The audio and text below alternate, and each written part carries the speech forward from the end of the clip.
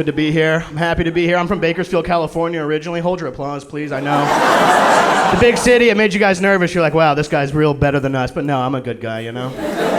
I live in LA now. I love it. What I don't love about living in LA is there's not enough shitty bars. I'm so tired of nice cocktail bars. I miss shitty bars where you can get cheap drinks, you know? I love my favorite shitty bar at home. I love going there. I love visiting it because every time I go home, I look right there when you walk in and still, there's the 86 list. So the 86 list, if you don't know what that is, it's a list of people who have been kicked out of the bar. They're no longer allowed to return. And I love looking at this list every time. Right there on the top of the list is an entire family. And it's not listed, it's not like Deborah, Bobby. No, it literally says this family's last name dash all. The entire thing. I want to know that family. You know, I love looking at this list because it's interesting. Because there's a lot of names that are crossed out, like people who have like made right with God and stuff, you know. And I look at it, I always see this one guy. His name is Trevor. He's in the middle of the list, and his name is crossed out. It's written in pen, and it's written bigger on the bottom in Sharpie. Which means he got kicked out, and then he came back to the bar and was like, guys, things are different. I'm a changed guy. And then he had one sip of alcohol, and he was just like, whoa. It's Trevor time, baby. Tear it up.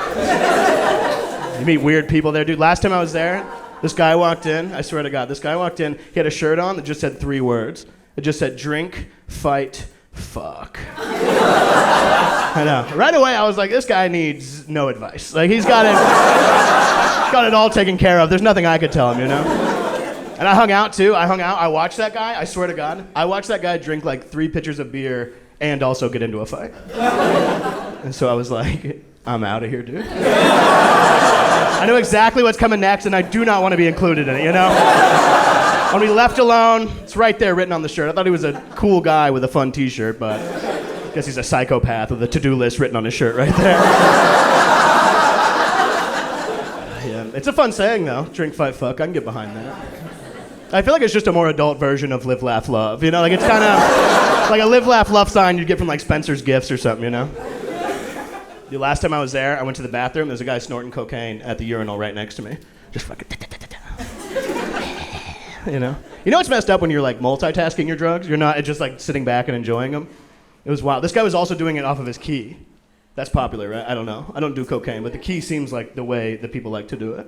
And I don't know whose idea that was. I don't think it was the guy who invented the key. I think he had like bigger dreams of privacy, you know? I don't think he left a meeting where he's like, this is a key, and everyone's like, the key sucks! And he's like, you'll fucking see one day, this is gonna be...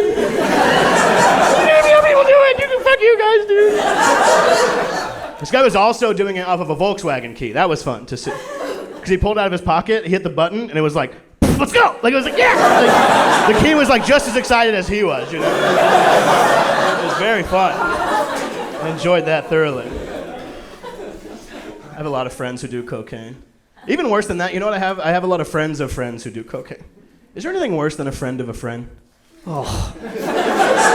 I'm so tired of mixed company, dude. I don't want to meet, I'm 30 years old, I don't need to meet anybody else. I want to hang out with who I want to hang out with. You know what, I think I've got it down to a science too, because I think there's truly 2 kinds of friends of a friend if you're a guy. There's the boring one, and then there's the creepy one.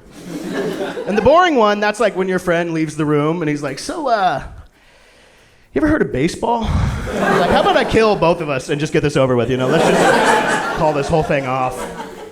I've been dealing with the creepy one lately, though. That's brutal, dude.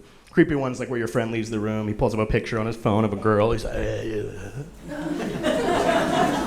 you see that? Yeah, you ever ate ass, dude, huh? Yeah, you see her? I ate her ass like last night, dude, yeah. I'm like, well, we shared a cigarette earlier, so I feel bad. I don't feel good anymore. I'm in a bad mood now. I hate this guy, dude. I've been dealing with this guy. It's so hard. He's like off-putting and weird and says all kinds of shit I don't like. But let me tell you something. He has a boat. That's hard, dude. It's hard because I don't like this guy. I wish he would just go away, but god damn does he have a boat, dude. Just, I like to get out there, dude. Take my shirt off, sun my nips. You know what it is, dude.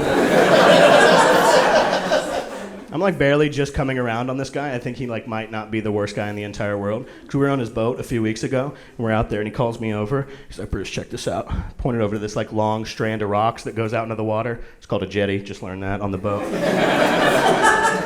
And he goes, you see those rocks right there, dude? And I was like, yeah. He goes, just so you know, a couple weeks ago, I was out here. Saw 2 fishermen butt fucking on those rocks right there. I was like, all right, that's a story. You know, that's... It's not nothing. That's, you know... And that literally, it all hit me at once that maybe he's not the worst guy in the entire world because he still considered those guys to be more fishermen than anything else. You know? Because there's a lot of options he could have said. And he went with fishermen. And I was like, maybe not the worst guy in the entire world.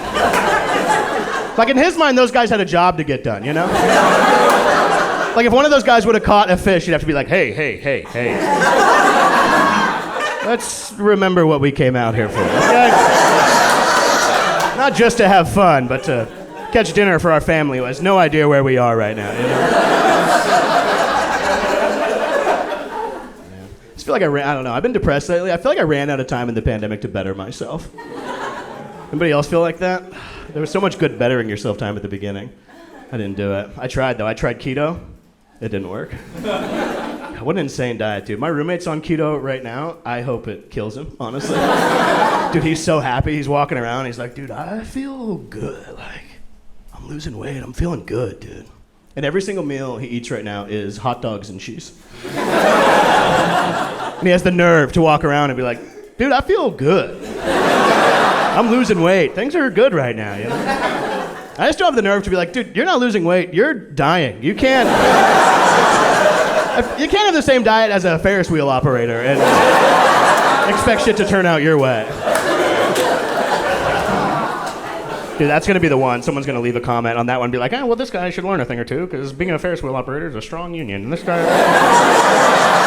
really liked it until that. Man. I'm in love. What a nightmare. It sucks, dude. Nah, that's cool. She's great. It's hard to be in love I feel like if you don't have like good examples of love in your life. Do you know what I'm saying? That's like what you need in order to like have a successful relationship, I think. And my example of that is my grandparents. Sounds very sweet, I know. And I say that because my grandma actually shot my grandpa. And then they stayed married for 40 years after that. And I think that's love, right? Like that's commitment, that's trust. The gun was always an option, you know? They didn't get rid of it. I inherited it. But also, do you know how bad you have to fuck up for your wife to shoot you? And you still be like, you know what? You're right. Yeah. I get it. I'm gonna learn from this. Been self-conscious lately, though. I live with my girlfriend, and we have new neighbors, and it's like a young, hot couple, and they have loud sex. That's like the kind of sex they have, loud. It's hard, loud, hard, and I hear it. Like, I got thin walls. I got to stop myself from saying bless you to my neighbor every now and then. You know, like, it's hard, dude. I hear it on the other side of the wall, and I'm like, God damn. I don't do it like that, you know? I thought I was doing it like that. I'm not doing shit over here, I guess. I'm gonna have to go talk to him and be like, what was that thing you did last night? Can you show me? Get on the ottoman. Can you show me what you just did? And then I realized, I was like, we have a normal sex life, but I don't think our neighbors hear us have sex because we have a dog. So like, if we're having sex, all anybody hears is me going, hey, no! Stop it! Off! I said off! I said go in the other room! No! Go! Get off! No! Don't fucking look at me! What are you doing? Don't lick my foot! Stop, please! Just go! Quit coming and just go! Why didn't I ever buy you? Why?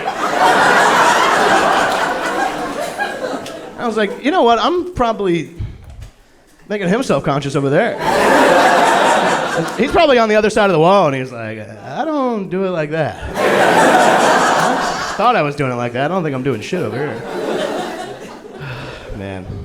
I'm feeling good about myself, though, dude. You ever start feeling good about yourself and you're like, am I forgetting something? Like, you know, like there's no way I'm awesome. Like, what is this? You know what it is? Can I tell you truly? I think I figured out like the best way to feel good about yourself, and it's like watching history documentaries, like listening to history podcasts, all this. It's so boring, but what you'll realize is almost everybody in history up until now has been more poor than you can ever be. And it feels good to look down on people. It just feels good. I saw some shit the other day. It said that in 1899, the average salary was $400. I was like, these broke motherfuckers. All right, dude, $400 in a year? Okay. I made $400 last month, dude. Shit's going pretty fucking good for me right now, dude. I'm winning, baby. All right, I appreciate you guys. Thank you very much.